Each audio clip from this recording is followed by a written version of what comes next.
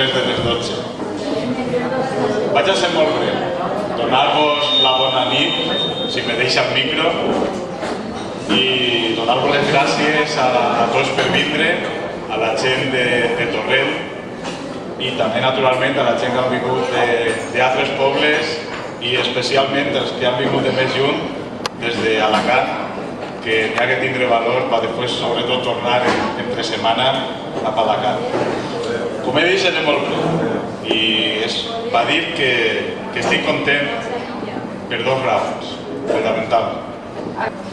Estic content per dues raons. Una, perquè novament inicia la campanya Units per València en Torrent, com fa 4 anys, per segona convocatòria consecutiva, el qual és un orgull per a nosaltres que se pugui fer així.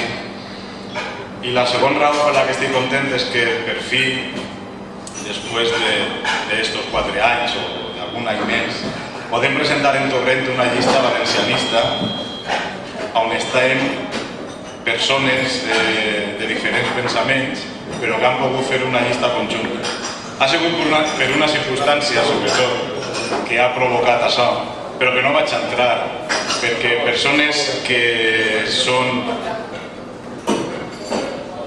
capaços de vendre el seu projecte a altres sigles crec que no mereixen ser nomenades en este acte. Com he dit, vaig a ser molt breu, però vaig a contar l'anècdota que m'han demanat que conte este matí. Si me deixa, ara ja. L'anècdota d'este matí en l'Ajuntament i que com participem en les xarxes socials he posat en el Facebook la reunió que he tingut. És molt fàcil.